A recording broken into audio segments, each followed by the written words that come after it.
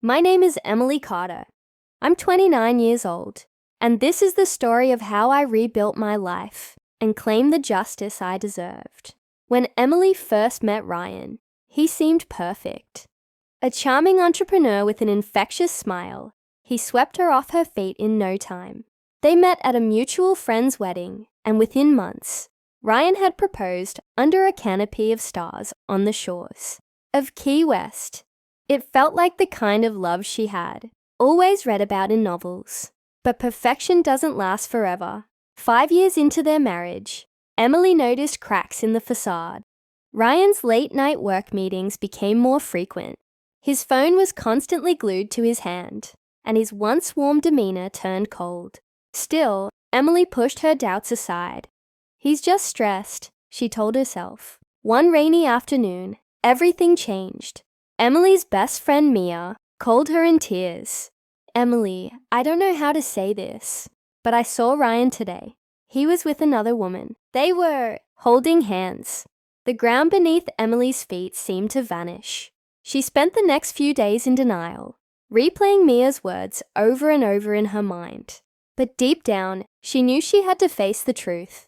One evening, when Ryan's phone buzzed on the counter while he showered, Emily's trembling hands picked it up. The text message on the screen shattered, her heart into 1,000 pieces. "I can't wait to see you again, babe. Last night was incredible." Emily confronted Ryan that night. At first, he denied it. Then, he deflected, blaming her for being distant and boring. Finally, he admitted to the affair, but dismissed it as a mistake and demanded that she get over it. But Emily's heart had already begun to harden. Months passed in a blur of silent dinners and separate bedrooms.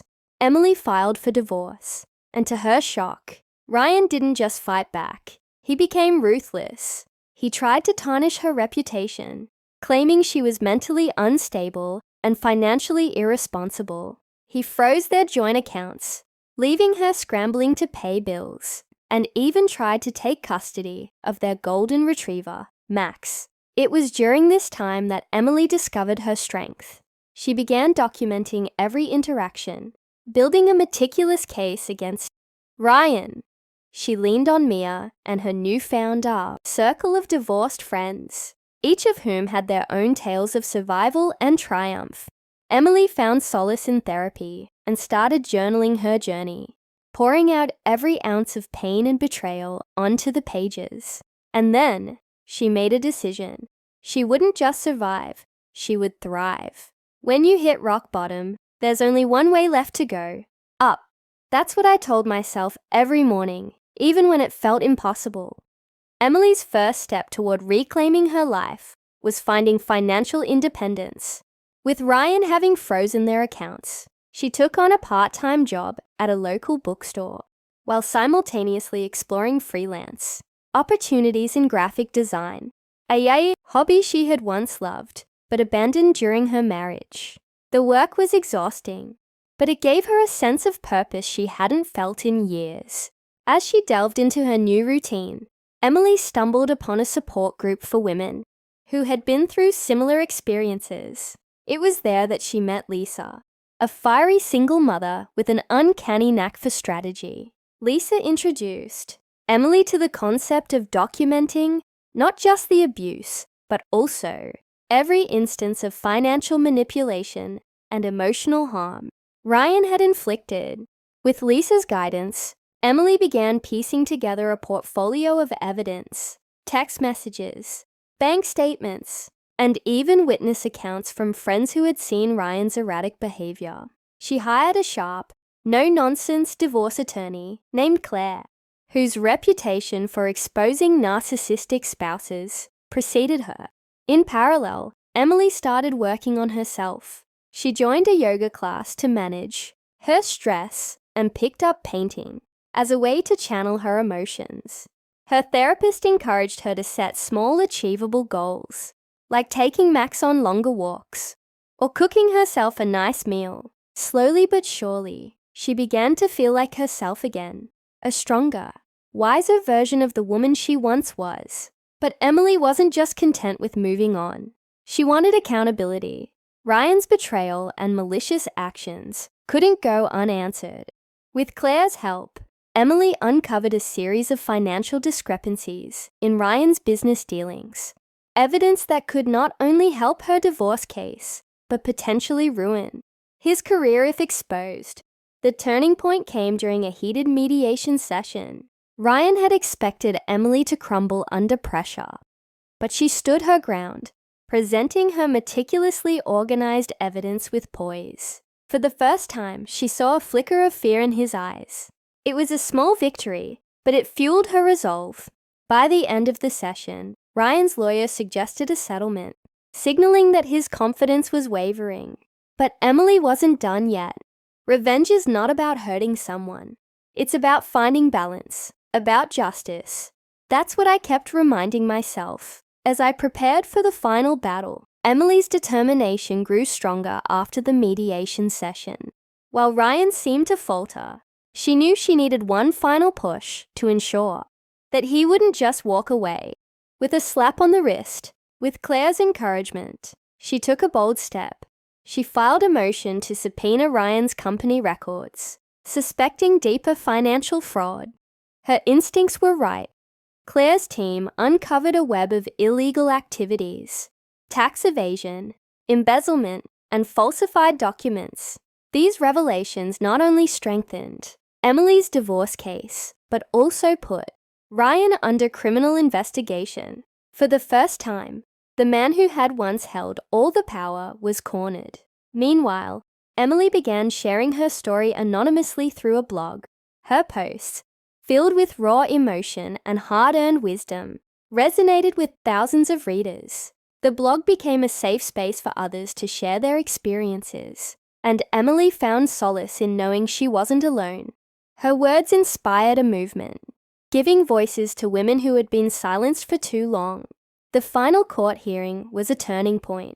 Ryan's lawyer tried to paint Emily as vindictive, but her composure and the mountain of evidence she presented told a different story.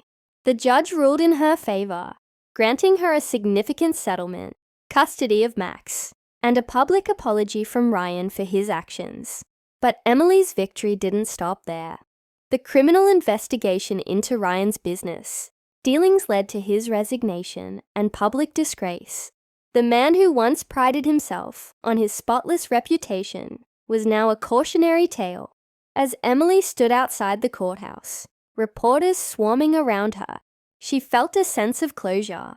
She had fought for herself, for her dignity, and for justice, and she had won. "This isn't just my story," she said into the microphone. "It's a story of resilience, of finding strength when you think you have none. To anyone out there who feels powerless, you're not. You have a voice. Use it." Emily walked away that day with her head held high, ready to embrace the next chapter of her life, a chapter she would write on her own terms. Starting over is never easy, but for the first time in years, I felt like I was breathing freely again. Emily moved to a small coastal town a few hours away from her old life. She rented a quaint cottage with a view of the ocean, a place that felt like a blank canvas, waiting to be painted with new memories. Max adjusted quickly, his tail wagging with every beach walk they took together. Emily decided to pour herself into her work and passion projects. Her blog had gained traction, and she received countless messages from women who had drawn strength from her story. Many of them shared their own journeys, and Emily realized the power of connection and community.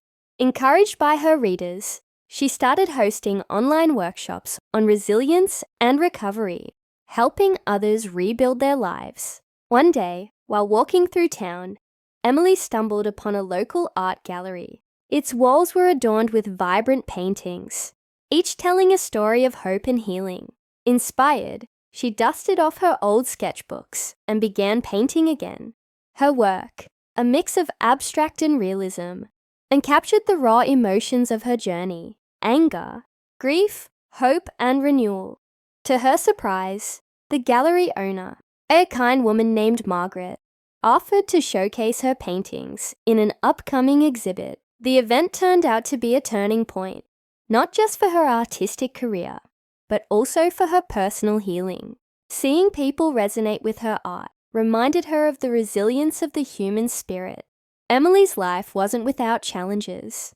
There were days when memories of Ryan and the betrayal threatened to pull her back into darkness. But each time she reminded herself of how far she had come. She leaned on her support system, including Mia, Lisa, and Claire, who had become more than just allies. They were family. The chapter ends with Emily standing on the beach, the setting sun casting golden hues on the water. Max barked playfully beside her as she looked out into the horizon. "This isn't the end of my story," she said softly, the wind carrying her words away. "It's just the beginning of something beautiful. What you put out into the world has a way of coming back to you." I learned that in the most unexpected ways. Emily's blog and workshops had become a beacon of hope for countless women. Among her readers was Sarah, a young mother stuck in an abusive marriage. Sarah's heartfelt email detailed her struggles and how Emily's story had given her the courage to take her first steps toward freedom.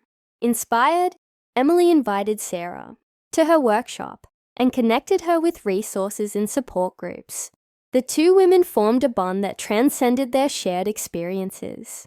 Emily saw in Sarah a reflection of her younger self, fearful, yet resilient, yearning for a way out. Sarah's progress became a source of motivation for Emily, reaffirming her belief in the ripple effect of kindness and strength. Meanwhile, Emily's art exhibit was met with overwhelming praise. Each painting told a story, resonating deeply with the audience. One evening, a gallery visitor named Daniel introduced himself as an art curator from New York. Impressed by Emily's work, he offered her a chance to showcase her paintings in a prestigious gallery in Manhattan. The opportunity felt like a dream come true. As Emily prepared for the exhibit, she revisited her old journals for inspiration. Reading her own words reminded her of the pain she had endured and the strength it had taken to overcome it. Her new collection, titled Resilience, was a celebration of survival and transformation. On the night of the Manhattan exhibit, Emily stood nervously among the crowd. To her surprise, Daniel introduced her to several influential figures in the art world, all of whom praised her authenticity and depth. The event was a resounding success, cementing Emily's place as not just an artist, but also a storyteller. But the most poignant moment of the evening came when Sarah arrived. Beaming with confidence, she handed Emily a letter, thanking her for being a guiding light. Inside was a photograph of Sarah and her daughter, smiling in their new home. Emily realized that her journey was no longer just about her own healing. It was about creating a legacy of hope, a reminder that even in the darkest moments, there is a path forward. As the episode closes, Emily reflects on the interconnectedness of their stories. Every choice we make, every word we speak, it all ripples out, touching lives in ways we can't even imagine. And that's how we change the world, one story at a time. Life has a way of surprising you when you least expect it. Sometimes, the very paths you thought had ended lead to new horizons. Emily's life was flourishing. Her art, her workshops, and her blog had not only transformed her own life, but it also touched countless others. Yet, she knew her journey wouldn't be complete without revisiting the parts of her past she had left unresolved. One day, Emily received an unexpected email. It was from Ryan. The message was brief, almost hesitant. He admitted to his wrongdoings, expressed regret for his actions, and asked if she would be willing to meet him, not to reconcile, but to apologize face to face. Emily grappled with the decision. Her friends advised against it, worried it might stir up old wounds. But Emily saw it differently. "This isn't about him," she explained. "It's about me. I need closure." The meeting took place at a quiet cafe. Ryan looked older, wearier, and far removed from the confident man she once knew. He stumbled through his apology, his voice heavy with guilt. Emily listened intently, not interrupting, her own emotions, a mix of anger, pity, and relief. When he finished, she spoke with a calmness that surprised even herself. I've spent years hating you, Ryan, and for a long time, I thought that hatred was my strength, but now I see that letting it go is even stronger. I forgive you, not for your sake, but for mine. Ryan's eyes filled with tears, but Emily didn't wait for his response. She stood up, paid for her coffee, and walked out into the crisp autumn air. For the first time in years, she felt an immense weight lift off her shoulders. Back in her cozy cottage, Emily began a new painting, a vibrant landscape of intertwined paths, leading to a radiant horizon. It was her way of symbolizing life's unexpected twists and the beauty of finding peace within oneself. As she put the finishing touches on the canvas, Max curled up at her feet, and the soft hum of waves filled the room. Emily smiled, knowing that her story had come full circle. She was no longer defined by her past, but empowered by it. The episode closes with Emily penning the final words in her blog. Healing is not a destination, but a journey. It's about embracing every scar, every lesson, and every moment of joy that comes your way. And most importantly, it's about finding the courage to start anew, over and over again,